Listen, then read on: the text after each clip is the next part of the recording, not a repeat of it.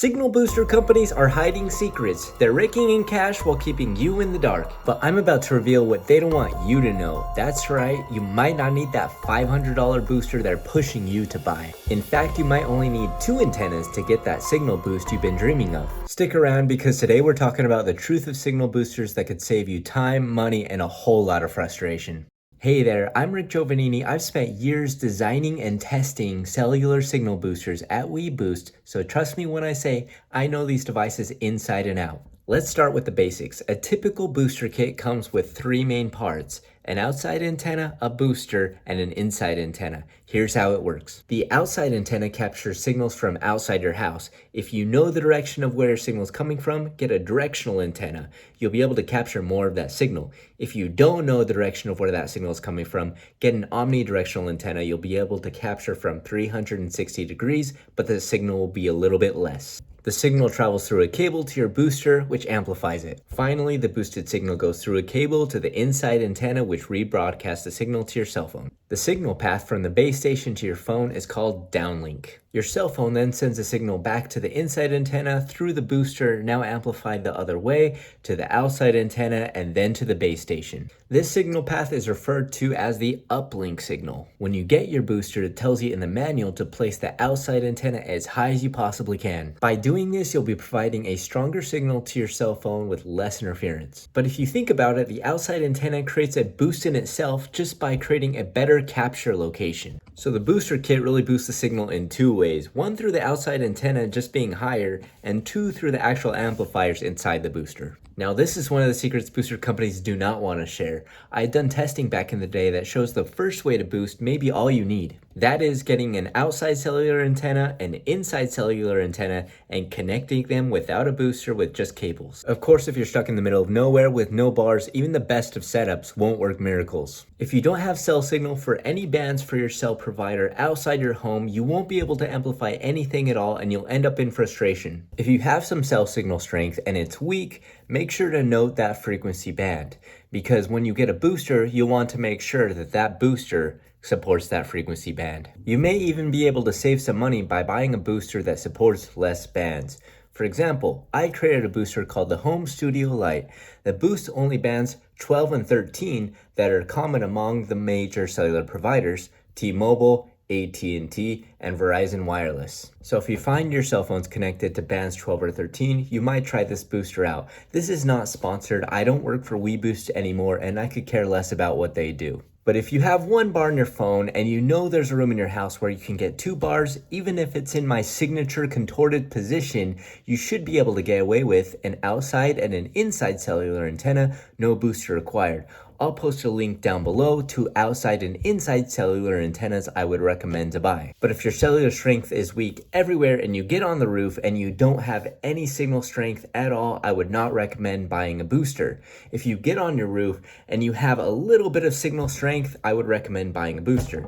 If you get on your roof and you find you have 2 bars, then I would recommend an outside antenna and an inside antenna. Let's talk about amplifier saturation. Sounds high tech, right? Well, it's not as glamorous as it seems. When the signal outside your home is too strong and you have a booster, you end up making the signal worse, not better. Imagine cranking up the volume on a stereo too high until it starts distorting and you can't hear it anymore.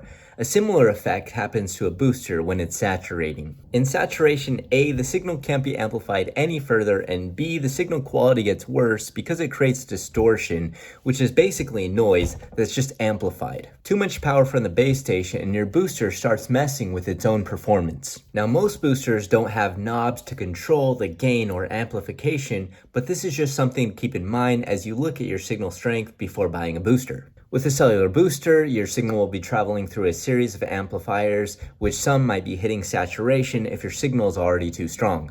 Alright, buckle up, we're diving into the world of the near-far scenario. No, it's not a sci-fi movie, but it might feel like one. Meet Jim. Jim's a T-Mobile guy, and he's got 1 sad little bar of signal. So what does he do? He buys a signal booster thinking it's gonna save the day, but here's the twist. Jim's connected to LTE band 4, a signal band that's used by both T-Mobile and AT&T. His T-Mobile base station is far away, but guess what? The AT&T base station is practically next door. Now, even though Jim's trying to boost T-Mobile, the closer AT&T base station is drowning out the signal. It's like trying to listen to your favorite song while someone's cranking up a competing tune next to you. In the frequency realm, both signals are amplified, but since the AT&T signal was much stronger, it acts as a competing noise to the T-Mobile signal you're trying to listen to. So with a booster in this scenario, you don't receive any improvement on your cell phone. Pro tip, before buying a cellular booster, first check the cellular band your cell phone's connected to, and then check the cellular providers around you for that same band, especially if there's a base station from another cellular provider that's closer than the one that you are connected to. That means your signal is going to be amplified by first that other provider, which means that it will act as noise when you're trying to listen to your cellular provider. A good website for that is called Cell Mapper, and it can help you know what base stations are around you and what bands are there for each base station. If you don't do this, you might end up boosting the wrong signal, which is definitely not the scenario Jim was hoping for. Here's another thing cellular booster companies won't tell you. Interference in your housing structure can make your booster completely useless.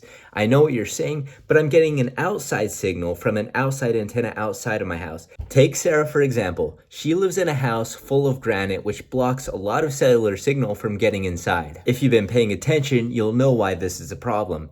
Because the signal is so strong, the booster is going to be saturating. Because it's saturating, it means the quality is going to be much worse, which means even if there's a little bit of boost, there's a lot of saturation, which creates a lot of noise and distortion, and by the time it reaches her cell phone, it's going to be much worse.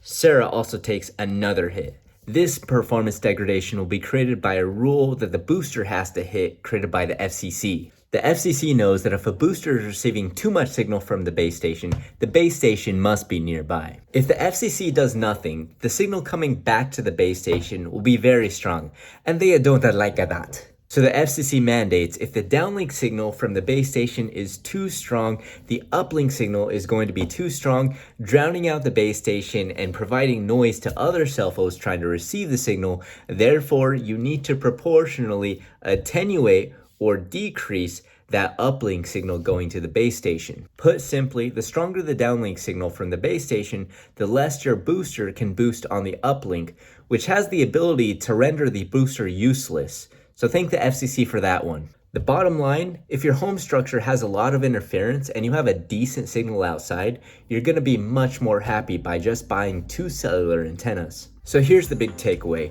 You might not need to buy the most expensive booster because A, your cell phone's probably only connected to one band right now. So if you can find a booster that supports the band that you need, you might be able to get away with a booster with less bands, which will save you money. The second reason is if you have a high outside antenna, you're already getting an artificial gain, which means when you get a booster, you might not need that much additional gain. Sometimes all you need are 2 well-placed antennas and a little know-how to be able to get the gain you need. But remember, boosters are not magic. They need a minimum signal to work. They can suffer from amplifier saturation if the signal from the base station is too strong, and you might not even get a booster that supports the band that you need. Oh, and if your house is the main problem with your signal, you could be shooting yourself in the foot by buying a booster to try to fix it. So before you shell out your hard-earned cash, do your research. Alright, well that's all for me. If this video saved you from buying a useless booster, hit that like button below and subscribe for more tech tips that booster companies don't want you to know.